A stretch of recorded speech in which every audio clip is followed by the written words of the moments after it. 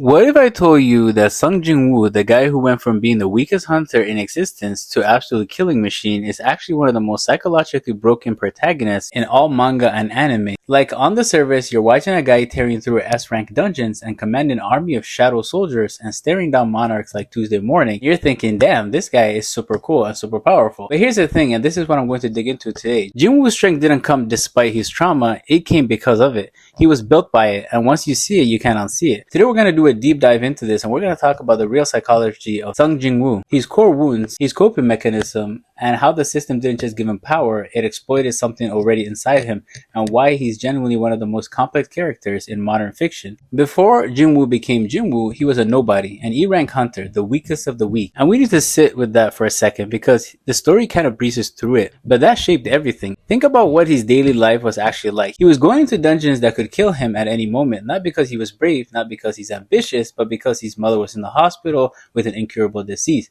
and someone has to pay for it. And he was sacrificing his body and arguably his life for financial survival. Psychologists call this behavior the complex self-sacrifice under threat. You see this in people who grew up in households where their needs were never the priority, where love was conditional on enduring pain, on not complaining. Jin-Woo never complains, not once, he just absorbs. And here's what's really telling, he doesn't even blame himself or even have self-pity. His internal monologue is almost always calm. He gets beaten up, mocked, nearly dies, and his reaction is basically, well, at least I survived, let's go again. That's not toughness, that's disassociation. This is someone who has learned deeply unconsciously and that their pain doesn't matter, that they are disposable, and that is the psychological foundation that the system lands on. It doesn't create Jin-Woo's drive, it has found someone who has already been grinding with nothing to gain and gave him a reason to keep going. Okay, let's talk about the system because I think people misread the system as just a game mechanic, a cool plot device, but if you look at it through the psychological lens, it is wild what the system actually represents for Jin-Woo. The system gives him a clear goal, a measuring progress, an immediate feedback,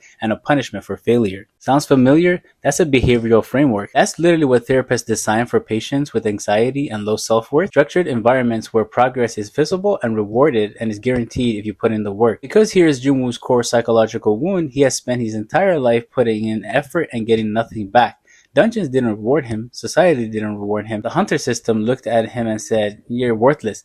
His own body kept failing him. The system was the first thing in his life that said, work hard and I'll give you something back. That's not just motivation. For a person like Jin-Woo, that's transformation. This is the one thing that he never had, a guarantee that his suffering means something. And look how he responds to it. He doesn't question the system, he doesn't push back when he pushes him, he complies completely, even with the penalties as brutal as death, because on some level he trusts his cold, indifferent algorithm more than the trust he had with humans around him. That tells you everything about his relationship with people up to that point. Here's something I want you to notice the next time you watch or read Solo Leveling.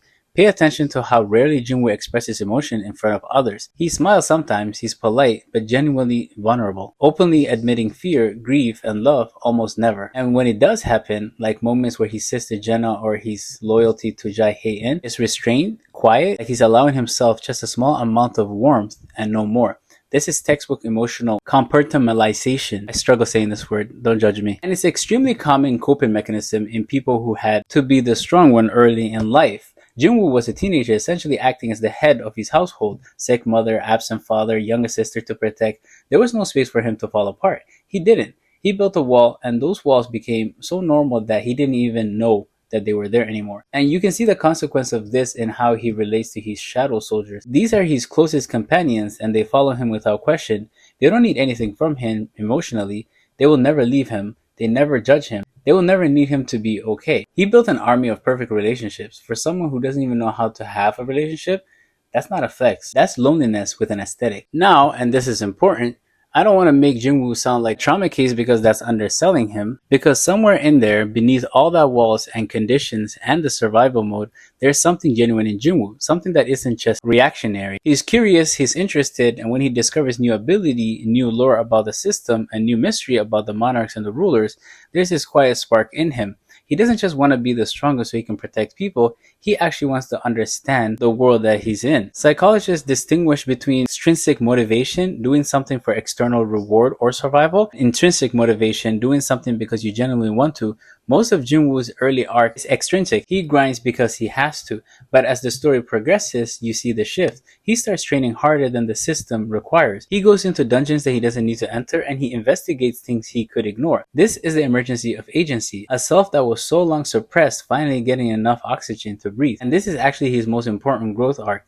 Not the power scaling, it's Jin-Woo slowly, carefully, and almost accidentally learning that he's allowed to want things for himself. Okay, this is where things get really interesting and a little bit dark. As Jin-Woo grows in power and takes on more of the Shadow Monarch's essence, there's a tension that the story builds around the crucial question: is Jin-Woo becoming the Shadow Monarch, or is the Shadow Monarch becoming Jin-Woo? And from psychology standpoint, this maps onto the concept called identity diffusion. When a person's sense of self becomes fragmented or merged within an external role or persona, often under extreme stress or transformation. Think about soldiers who lose themselves in the identity of warrior, or people who pour so completely into jobs or roles that they forget who they were before it. The persona submutes the person. Jin-Woo is in a constant danger of this. Every time he uses his power, every time he thinks in tactical terms, assesses humans as variables, views the world through the lens of hierarchy and strength, that's not entirely him. That's the monarchs bleeding through. But what I find fascinating is that Jin-Woo resists this. Even without fully understanding it, his attachments to Jin-Ah, to his friends, and eventually to Jae-hee,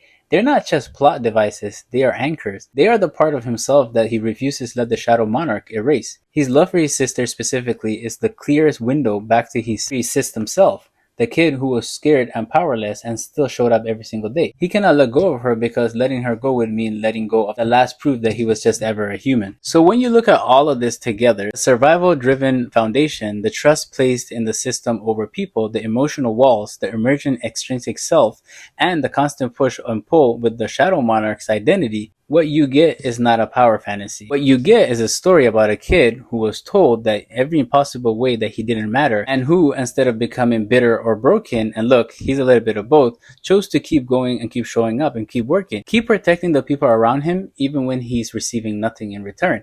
And yeah, the system gave him power, but it didn't give him will. That was already there, buried underneath the weight of the world that underestimated him, but there. That's why Jin-Woo's resonates with so many people. Not because we all want to be the strongest, but because a lot of us know what it's like to be overlooked, to grind without guarantee, to carry more than our share while hoping, just hoping that eventually it means something. Jin-Woo is wishful fulfillment, sure, but the real wish isn't strength, it's being seen, being valued, and having the power to protect things that matter to you. And honestly, that's deeply, completely human. If you want more deep dive like this, Gojo's philosophy, Eren's psychology, Musan's narcissism, drop a comment and let me know what you want to see next. If you made it this far, leave a like, genuinely helps the channel, and I'll see you in the next one.